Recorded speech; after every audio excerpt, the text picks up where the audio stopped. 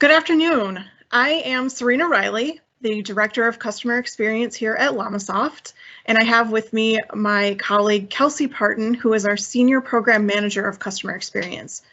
We're here to talk to you guys today about ensuring customer success and engagement using regional customer exchange forums.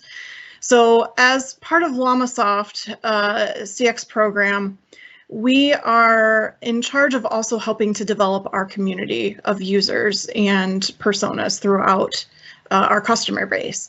And one of the ways in which we were able to help strengthen and help engage different personas within our customer base was by creating a community success program. This program was something that we incubated within the CX team. We designed the program out specifically in relation to events and how we could connect our customer base together more peer-to-peer. So today's focus is going to be about how we design that program, some things to keep in mind when you're building it yourself, but also want to preface this with this: when we designed this was a pre-COVID world.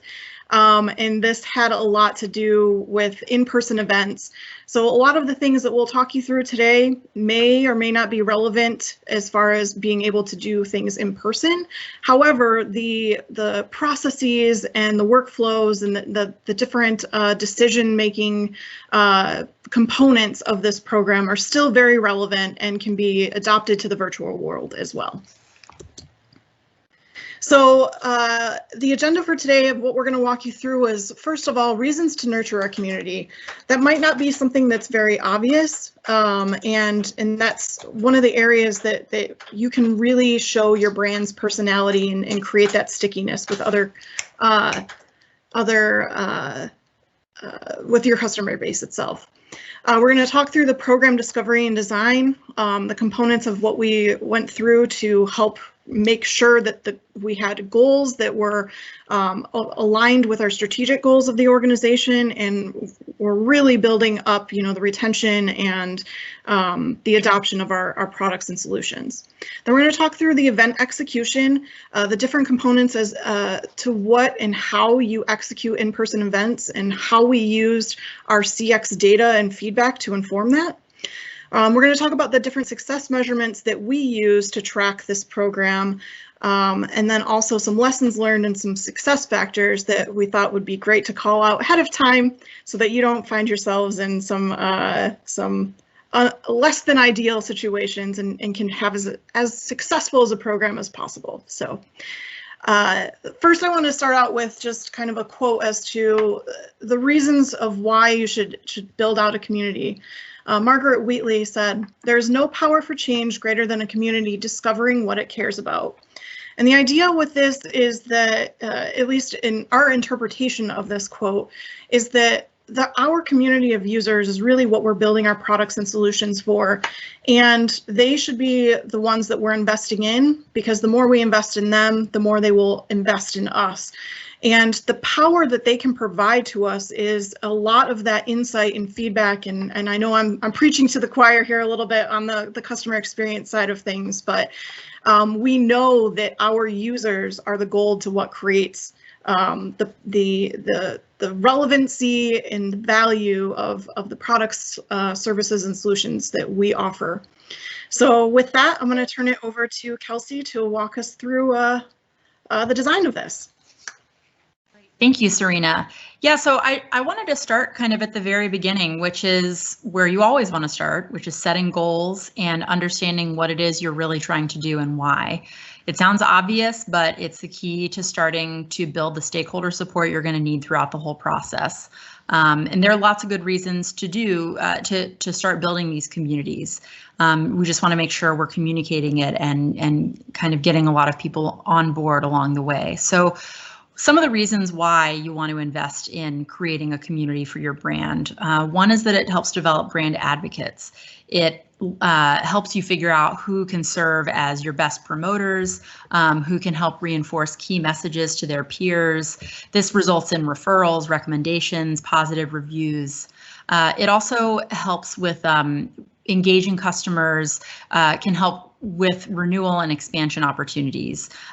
It It helps them maintain high satisfaction, building relationships across their peer groups, but also with the organization, with your organization itself, and creates stickiness all around, and loyalty and satisfaction.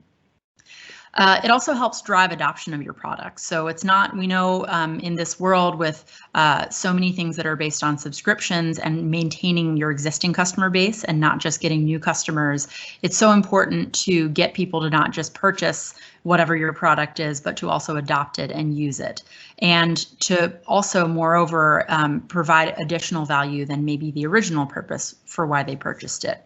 So having these communities, having these groups where people can interact, share use cases, learn about different things they could be doing with the products, and making sure that they're still tied into it. They didn't just meet the initial expectation and then kind of move on from it, is really critical to businesses right now. This can also help result in PR and speaking engagements, doing interviews, presentations, those sorts of things for your company as well. And then all of these interactions, all of these conversations and engagements also allow us, our organization, your own company, to glean a lot of great insights and data from your customer base. It can be from specific individuals, specific accounts, but also just getting a sense for broadly what the customer base is saying and thinking and feeling. That can help you drive action within your own organization if you're able to communicate that back to the engineering or the product development team or the marketing team and sales, and all different parts of your organization, all the different business units can benefit from this information in helping create their own roadmaps and priorities based on what they're hearing from the customers.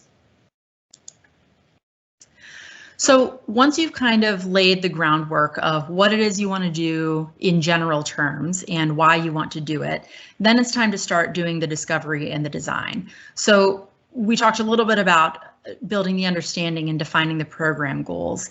You really want to make sure that this is aligned with your organization's strategic goals so that you can most effectively create buy-in. So we talked a bit about the goals of the program and the point of the program on the previous slide. And then you want to next determine who is it that you want to target with this. Who is the specific persona? So are they users? Are they managers? Are they executives? Are they new? Are they experienced? Is this specific to one particular product? Is it more general for all of your product lines? Is it are these for customers only? Do you want to include prospects? These are the sorts of things you're going to need, the discussions you're going to need to have within your organization and come to the decision about before you move farther along into the design phase. You're also going to need to identify internally who the people and the time resources are that you'll need to execute. So this doesn't just include the execution of the event, who's going to present at it and things like that, but also who's going to be in the room, who do you need to help develop what the content is, who needs to have a seat at the table in determining our priorities and our messaging when we're talking to these customers. Talking about things like who are good candidates, what customers might be good candidates to host or to attend, how do we deliver it to them, and who are the other key stakeholders that we need to involve internally or maybe outside the organization. And that requires a lot of cross coordination across a lot of different teams in the organization for it to be successful. And then you're going to want to develop the program management aspect of it. So the processes for how to host an event. What are the requirements of the host? What are the requirements of the presenters? The event invitations, the cadence of communications. How do you track who says they're attending and if they actually attended? How do you track how you're knocking off all of the different aspects to the program that you're designing? So creating a real program management or project management framework to help you follow it along. So that previous slide was kind of getting at it from a more general viewpoint, the sorts of questions you want to ask your own organization. I want to show you an example for us of what we did internally, the decisions that we made. You're going to hear me mostly talk about these regional exchange forums that we did. That was kind of our flagship product for within this event ecosystem that we created. But I want to talk about a few others here on this slide. But first, so for the regional exchange forum, the audience that we decided to target is specifically focused on the users, the licensed users who are modelers using our software, and then also maybe their next level up managers and directors. These are kind of the immediate consumers of the output of what our product does. And we also decided to focus on customer accounts. Prospects attended and they were welcome to, as long as they kind of had, we decided it would be appropriate if it wasn't the first time hearing about the software, if they were a little farther along in the sales cycle, so that they could really gain the most from these conversations. So those were that was how we drew the line for who should be attending and how we created our content geared toward those groups. The event specifics, we decided it would be great for it to be hosted by a customer, so they were able to sort of show off their space and have people from their own organization come and learn more who were maybe tangentially connected to Lomasoft but hadn't really been in the room to see what our products could do in the past. Maybe they wanted them to learn a bit more, and also just it gives them an opportunity to talk about some of the great things that they've done with the software. It's a really nice opportunity for the host to talk through the great success stories that they've had as well. We did it focused around the region because of just where our customer bases are. It made sense we have kind of some metropolis heavy areas where they're kind of like hubs of our customers that are located there, and it wasn't too big of a travel ask for some of the other customers in those regions.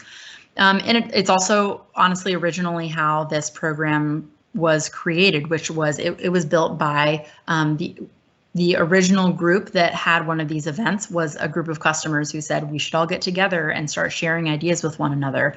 So we actually kind of took the idea from them and ran with it and expanded it across a lot of different regions. We also wanted to make sure the content was diverse. We didn't want it focused only on one product or one use case. We wanted it to be relevant to a lot of people. Now, this obviously comes with some challenges that, some people want to dig in a lot deeper, but we decided that we had to make a decision one way or another. And for this particular forum, we wanted it to be more all-encompassing and welcoming to a broader audience. And then we could dig into those more detailed use cases or questions on the side during a lunch break or in a separate conversation after this event. And then knowing that we were going to have some repeat individuals that would come once or twice, that would come twice a year or come regularly, we wanted to make sure the content was fresh and that we were always kind of revisiting the content itself. The value that we were working toward for these events was to transfer knowledge across the groups and their experiences to try to drive additional value. If you remember back a couple slides, we talked a lot about the importance of demonstrating additional use cases in the ability to make sure people are using the product and adopting the product, and also finding new use cases so they keep coming back for more. And then we wanted to make sure that we had an opportunity for executives, for a different type of persona, to engage with one another. So we set up some executive roundtables. These were geared toward VPs and executives from customer accounts in particular, but also from some prospect accounts. These, instead of being hosted by a customer, were hosted by our company, by Lomasoft, at a nice venue, an upscale venue. And we made the content relevant, not so much to a technical audience and to a user-based or an audience that's immediately consuming the results of, the output of our products, but something that's more global and strategic, those sorts of topics that would influence business decisions. The value that the people found for this was being able to network with each other, creating a peer group of their own, discussing the topics of interest that are of most urgent need for supply chain executives. And then finally, we had online and virtual forums, which is probably especially relevant right now. But in the past, this was kind of an additional setup that we had, which was wanting to find a way for, especially for the people who had met in person, to make sure that they could continue the conversation. So we developed a LinkedIn group that where people could participate, ask questions, answer questions of each other. We would have support consultants and other individuals from Lomasoft posting tips and tricks in there as well. And then we had an interactive web forum. This is our online community portal that we've stood up. sort of a central hub for all of our customers, all of our users to find resources they need. But a key part of that is also a discussion forum that allows them to ask and answer questions with each other, and just develop some really great content for us to see what are some of the key questions out there that our users have that we can try to answer and be more proactive about. And then another part of the design that we did was thinking, so we talked kind of at the top of this about the regionals, the regional exchange forums. This also expanded globally to the other geographies, or geos as we call them. And that was focused on the user and manager persona. Like I said, we had the executive forums, but then we also talked about the opportunity for all of these other sub-communities that we could tap into. And there's of course overlap with some of these, but maybe we want to have a technology specific one based on our particular products or particular use cases. Maybe we want to focus on our partners. They want to have their own community or own opportunity to interact with each other. Same for those in academia, students and professors, maybe based on industry of our different types of customers, et cetera, around the group. So we haven't executed events for each of these groups, but this was all just part of the design process. Again, saying what is it that we want to do and making sure that we're not trying to do everything for everyone just at once in the beginning, but starting on I think will be successful. That's a big priority for the business. And then we can grow and expand out to these other sub communities as we're able to in the future.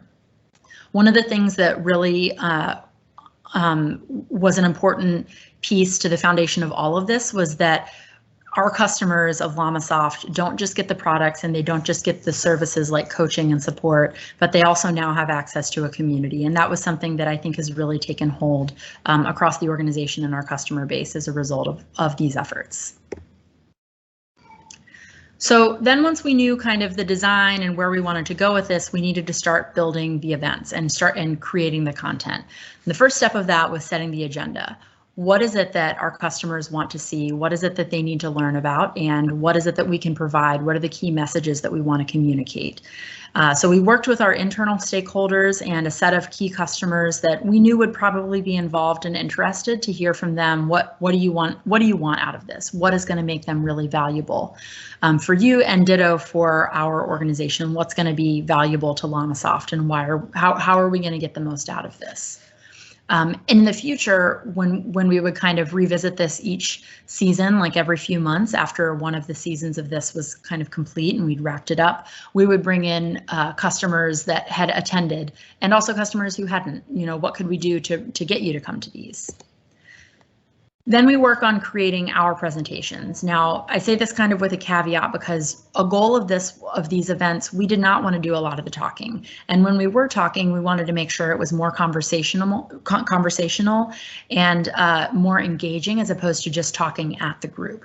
So we wanted to talk through that with all of the Lomasoft employees who were going to be involved and make sure that when they were presenting that it was more of a, we're asking questions, we're setting the framework at the very beginning of the event saying, what is it that you want to get out of this? And we're going back to those topics throughout instead of just kind of throwing the same canned information out there to every group. We wanted to make sure it was tailored to them. And then we also wanted to make sure the customers were talking, not just by asking and answering questions, but getting presentations from them. So we would have the host and usually one or two other customers present some of the use cases or success stories, or in some cases challenges that they had overcome to the rest of the group. Again, trying to get some of the specifics out there of how people can be using our software, what are the best tips and tricks and the best practices. So one of the things I mentioned is that we always want to try to keep the content fresh, and we want to always be taking in feedback from both your colleagues at your organization as well as the customers and the attendees and the potential attendees. So I wanted to give a couple examples of our always evolving content creation process. One of those is that originally all of our regional exchange forums were just one day. And through some feedback that we heard that this could be a great opportunity to train train our customers on additional use cases, as well as offer kind of interactive workshops to them, we decided to expand to 2-day events. We piloted that by just testing it out in 2 locations, 2 out of the 7 locations that we offered the regional exchange forums. And then when those were really well attended, both on the extra training day as well as the main conference day, we decided to expand it out the following season to 5 different 2-day events. So what that was we had training, workshop, and additional networking opportunities. Another thing that we did was originally on the 1-day events, we had modelers who are kind of more technically focused go into one room, and they did a hands-on fun game that taught them new tools, new tips and tricks using our flagship product. And at the same time, we had managers in the other room who were discussing business related problems like how to hire people and how to create buy-in across the organization, things that are more relevant for managers than they are for more the technical users. We got some feedback that both of those groups wanted to see what the other one was doing, and also because a lot of people had attended more than one of these in the past and they were ready to kind of try something a little bit different. So we decided to have everyone do everything. And so we had a roundtable discussion on business related topics that included the modelers, the users, so that they could participate in that, understand the types of questions that managers were asking, and also it helped kind of help them along with their career progression to know what maybe the next step in their career might be looking for. And then likewise for the managers getting to participate in the modeling game that we had put together, they got to see a little bit more in depth what the tool is and how it works and what it does. And then all of them got to kind of interact with each other without having to be divided into their personas in such detail. And both of those, changing it to the 2-day event and having the single track, were really well received in the feedback that we got and by talking to all of our customers who attended. And then the last thing is just kind of generally wanting to rotate through different themes so that when people attend, there isn't just the same content over and over again. So after a few sessions, after a few seasons of this, we started really trying to create a theme for the whole day instead of just whatever topic you wanted to discuss. People could still bring that up, but we wanted to have a little bit more of a loose framework for why people would come. And we found that also helped attract people because they knew with a little bit more, it was a little bit more concrete. They knew what to expect when they got there and if it was going to be an event that was relevant to them. So then that was all. I've kind of gone through the preparation for the event, and now for executing the event, we had sort of 3 phases. One was the pre-event preparations. That was finding a lot of the logistical details, finding the host, figuring out the food, figuring out where people are going to park, where are the hotels that people could stay at, where should we have our networking happy hour, which is something that we always did at the end of every event. And then figuring out the communications, who to invite, when to send it, what about reminders, final details email, what is the cross-functional approval we needed to get from other departments in our company, and then what about prizes? How can we make this a fun event for people? How can we make this a fun event for everyone? And then we had the day of the event, and we actually had to deliver everything that we had prepared, all of the content we had prepared and all the planning. So that included other logistical things like room readiness, but it also was built into our content, into our agenda, was wanting to hear directly from the attendees earlier in the day. What are you doing here? What would you like to learn? What's a project you're working on? What's something you need help with?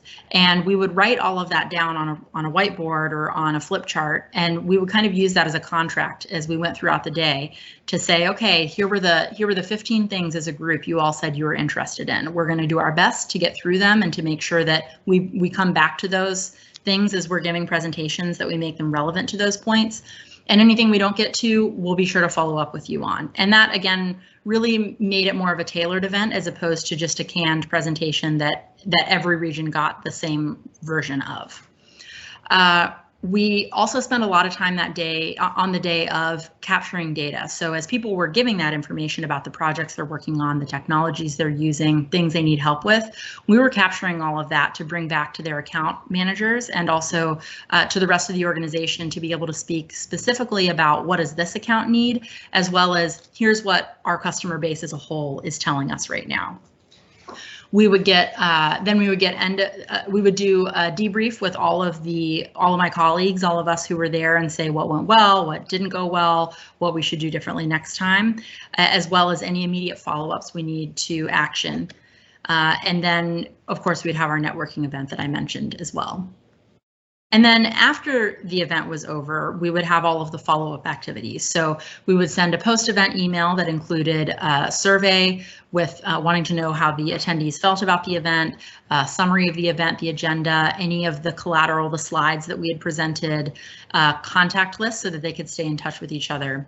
And we would also, this is when we would also enter in a lot of that information that we had gleaned from the customers and send it to the relevant account owners or other departments within Lomasoft that could use that information for prioritizing their work or in some cases following up directly with those customers. So we started off standardizing the program. As we mentioned, we started off in a few of the regions and really focusing in on the users and on the managers and not wanting to expand too quickly, too soon, but really wanted to make sure that those first things that we did really well, and then we could expand out from there. And this specifically was for focusing on the United States first in North America, and then we expanded out to all of the to the rest of the globe. So we have offices in Europe, Asia, Africa, Latin America, and we were able to do events similar to these regional events in many of those places. We made sure that when we put those agendas together, we were first of all working with our colleagues that are in those areas and being sensitive to any cultural considerations in terms of work schedule or technologies our customers there are interested in. And just because they obviously know the customer base near them better than I do sitting in Ann Arbor, Michigan. So we wanted to make sure to leverage that knowledge that they had.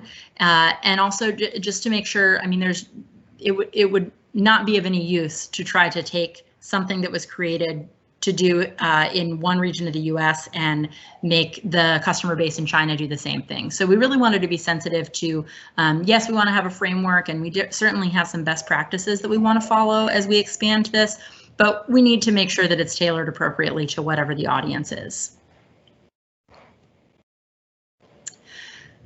One of the things that we really worked on as we grew the program was how do we measure our success? And I mentioned this earlier on in the presentation about wanting to get a lot of the stakeholders on board and about a lot of the good goals and the why do we do this. And those were a bit more qualitative, but there are a lot of quantitative things that you can measure as well. These are some of the numbers that we were able to collect and report on a regular basis. So looking at of our customer base, what % of them were engaged through in-person or virtual events? How does it influence our revenue? What about looking at the unique attendees and customers versus the repeat ones who are coming to multiple events a year, and what does that mean? How many global events we delivered and what our growth was year over year for that.